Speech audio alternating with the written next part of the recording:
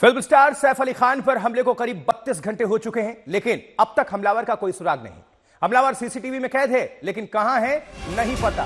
क्यों घर में घुसा नहीं पता। क्या मंशा थी नहीं पता। अब खबर आ रही है कि हमलावर बांद्रा रेलवे स्टेशन के आसपास दिखा है। मुंबई पुलिस की टीम पालघर के वसई नाला सुपारा में भी हमलावर को तलाश रही है। पुलिस ने 35 टीमें इसके लिए गठित की। सैफ के घर की स्टाफ नर्स ने एफआईआर करवाई। एफआईआर में बताया गया है कि हमलावर पहले से घर के अंदर था। बच्चों के कमरे में घुसा तो वो चिल्लाई, फिर सैफ के आने पर हाथापाई हुई। सैफ पर हमला हुआ और सैफ अली खान के स्टाफ के साथ बिल्डिंग के गार्ड्स और काम करने वाले मजदूरों से पूछताछ हुई है। सैफ के अस्पताल से छुट्टी का इंतजार है। पुलिस सैफ से जानना चाहती है कि उस 35 मिनट में क्या कुछ हुआ था। तो ये इस वक्त अपडेट है। सैफ पर हमले को लेकर अब तक गिरफ्तारी नहीं हुई है। बांद्रा रेलवे स्टेशन के पास दिखा संदिग्ध हमलावर, ये फुटेज भी साथ साथ दिखा रहे हैं सीसीटीवी वाले। वहीं पालघर के वसई नाला सुपारा में भी तलाश तेज और पुलिस ने 35 टीमों को लगाया है इस काम के लिए, ताकि पकड़ा जाए ये आरोपी को पकड़ने के लिए 33 टीमें बनाई गई हैं। अब 3 तस्वीरें सीसीटीवी में दिखा ये हमलावर अब तक पकड़ से बाहर है। वहीं सैफ की स्टाफ नर्स की तरफ से एफआईआर और वहीं मैसेज भी आया कि अटकलें ना लगाने की अपील करीना कपूर का।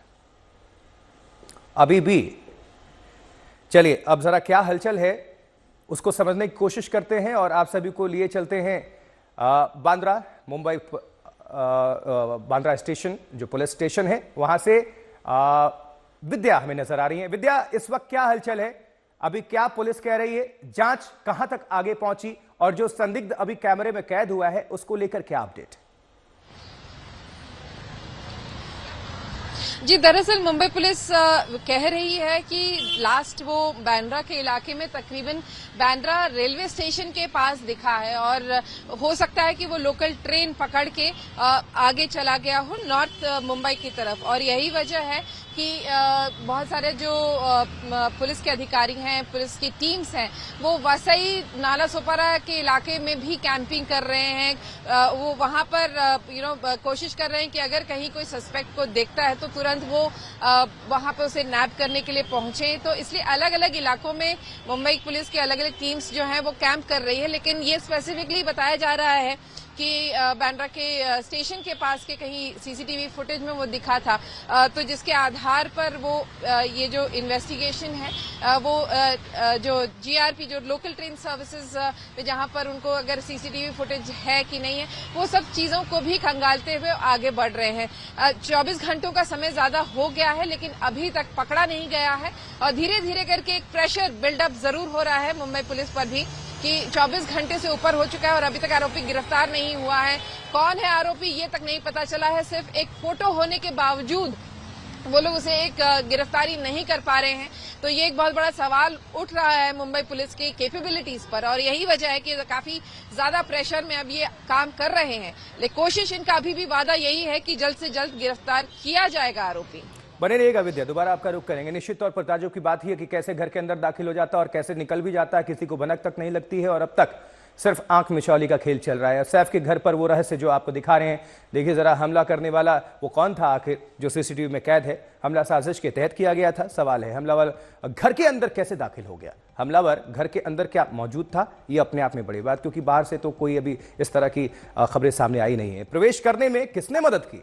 बिना किसी मदद के क्या ये ऐसे दाखिल हो सकता है? ये बहुत सारे सवाल थे। प्रवेश करने में मदद किसने की? हमलावर कैसे कहां गायब हो गया, जिसके लिए 35 टीमों को लगाना पड़ा। अब एफआईआर जो दर्ज किया गया है नर्स की तरफ से, तो क्या कुछ है इसमें?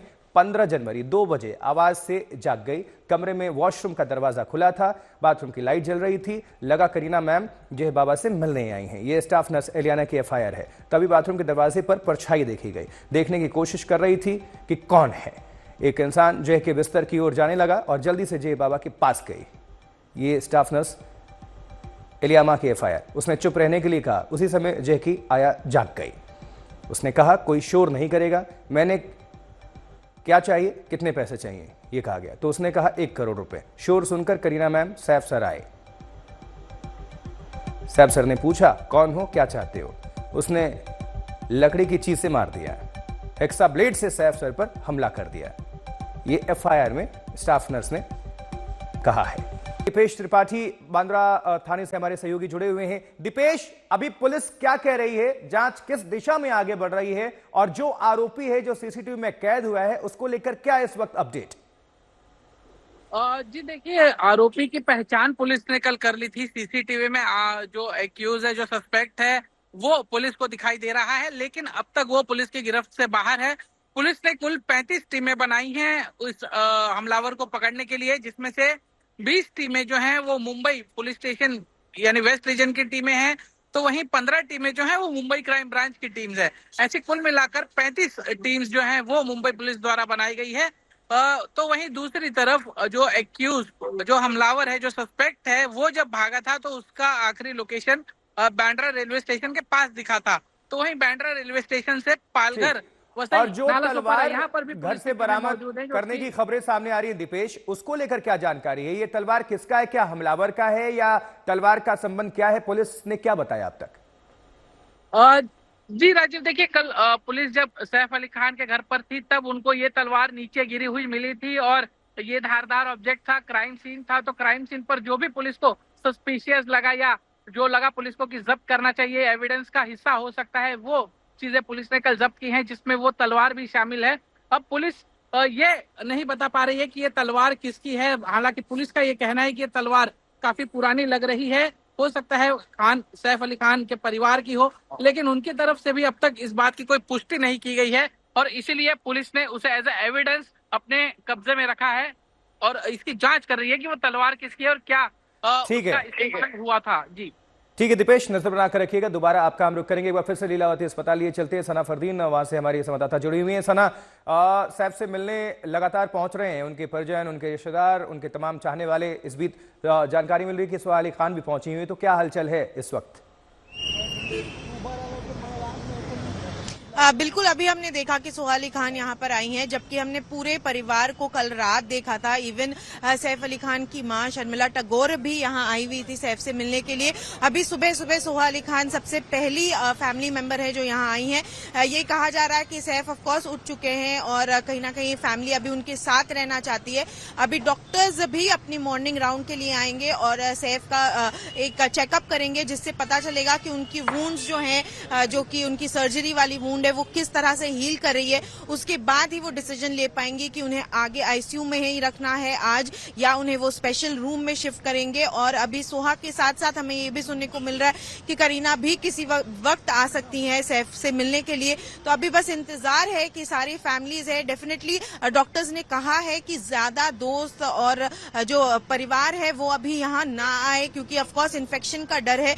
तो सिर्फ जो बहुत ही करीबी फैमिली मेंबर्स है वही हमें देखने को मिलेंगे। कल जैसे कि हमने सारा, इब्राहिम और करीना, करिश्मा, इनको देखा था, तो आज भी हम उन्हें ही एक्सपेक्ट कर रहे हैं। बट कहीं ना कहीं डॉक्टर्स क्या कह रहे हैं कि कब तक रिलीज कर देंगे, कब तक सैफ अली खान हॉस्पिटल से उनको छुट्टी मिल सकती है? कोई एक अंदाजा, कुछ एक टेंटेटिव टाइम या सूत्र जो बता पा रहे हो? जी, सर्जरी के जस्ट बाद जब डॉक्टर्स ने हमसे बात की थी तो यही कहा था कि 1 से 2 दिन आईसीयू में और 1 से 2 दिन उन्हें स्पेशल रूम में रखेंगे। तो करीबन 3 से 4 दिन का ये रहेगा सिलसिला। बट कहीं ना कहीं आज जब डॉक्टर्स चेकअप करेंगे उस पे ही डिसाइड करेंगे कि आगे का क्या होने वाला है, आगे का प्रोसेस क्या होने वाला है।